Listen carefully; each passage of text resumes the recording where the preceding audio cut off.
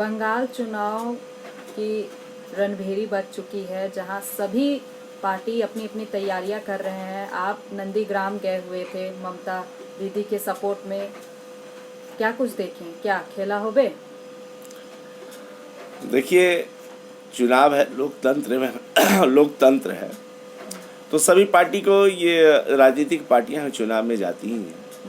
लेकिन वैचारिक जो चुनाव होता है, वैचारिक व्यवस्था पे जो चुनाव होता है, मुद्दे पे चुनाव होता है, उसमें पार्टियां विचार को सपोर्ट करती है।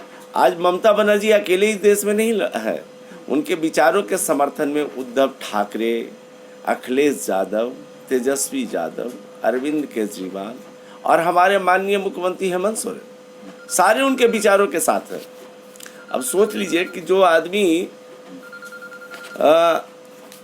की स्थिति है कि इतने लोग उनके समर्थन में हैं और हम उनके समर्थन में नहीं है, हम तो पार्टी के एक छोटे कार्यकर्ता हैं। झारखंड में मुझे दीदी ने पार्टी प्रवक्ता का पद दिया है, तो मैं उनके सपोर्ट में नहीं हुआ, मेरी जिम्मेवारी है उनके हर कदम पे साथ रहने का। और मैं नंदीग्राम उनके साथ गया, उनका नामांकन हुआ और आपको बता देते हैं कि ज़बरदस्त खेला हुआ।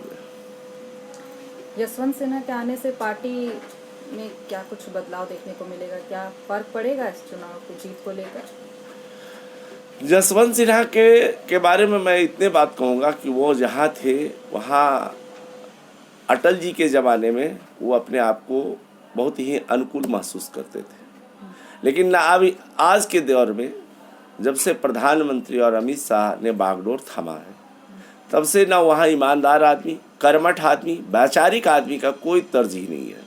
और यशवंत सिन्हा एक सैद्धांतिक आदमी है, उन्हें सिद्धांत से समझौता न करके वो टीएमसी के विचारों से प्रभावित हैं और उन्होंने उनका समर्थन दिया है। निश्चित तौर पे पूरे भारत के अंदर यशवंत सिन्हा के आने से हमारी पार्टी मजबूत होगी। एक तरफ मुख्यमंत्री कुछ दिनों पहले झारग्राम में जाकर बंगाल चुनाव की तैयारी करने में बिजी रहते हैं, लोगों को जनसभा संबोधित करते हैं, फिर अचानक अपनी उम्मीदवार नहीं उतारने के बजाय दीदी को सपोर्ट करते हैं। हमारे क्या लगता है, मुख्यमंत्री डर गए? ना मुख्यमंत्री तो ये हमारे माननीय मुख्यमंत्री भी डरने वाले नहीं है और हमारे नेत्री ममता बनर्जी तो डरती ही नहीं है। वो लोकतंत्र में विश्वास रखती हैं, किसी के भय में वो भयभीत नहीं होने वाली है। क्योंकि इसलिए बोल रही हूँ क्योंकि जब झारग्राम पहुंचे थे मुख्यमंत्री हेमंत सोरेन, तो दीदी नाराज नजर आ रही थी और यही एक कारण था कि वो कह भी रही थी कि मुख्यमंत्री पहले झारखंड संभाले फिर बंगाल संभाले। हाँ, ये निश्चित तौर पे ममता बनर्जी ने वैचारिक समर्थन दिया था। हम लोग यहाँ कैंडिडेट देने के बाद भी ममता बनर्जी ने किसी तरह का यहाँ जनसभा नहीं किया। हमारे नेत्री ने, हमारे मुख्यमंत्री पश्चिम बंगाल ने, कोई बड़े नेता नहीं आए। और उसके बाद जो यहाँ 2 उपचुनाव हुए, दुमका और गोड्डा जिला में हुआ, तो ये दोनों चुनाव में हम लोगों ने हेमंत सोरेन साहब का समर्थन किया और ये उम्मीद रखे थे कि ये भी हमारे पश्चिम बंगाल में समर्थन करेंगे। दीदी की नाराज़गी नहीं थी, दीदी याद करा रही थी कि हेमंत तुम्हें मैंने सपोर्ट किया है और आज मुझे आज तुम्हारी ज़रूरत है, तो तुम अलग रास्ते मत पकड़ो, मेरे साथ चलो। ठीक है, आखिरी सवाल। कई नेता टीएमसी से भाजपा में गए, भाजपा से टीएमसी में आए, इसी में एक बड़ा चेहरा मिथुन चक्रवर्ती, बॉलीवुड एक्टर, वो भाजपा ज्वाइन किए हैं, तो इससे क्या लग रहा है, खेला पलटेगा? आपको बता देते हैं, मिथुन चक्रवर्ती के अलावे बहुत से दोनों पक्षों में कई जो है अभिनेत्री अभिनेता चुनाव लड़ रहे हैं। मिथुन दा का ये है कि मिथुन दा बहुत ही महत्वाकांक्षी आदमी है।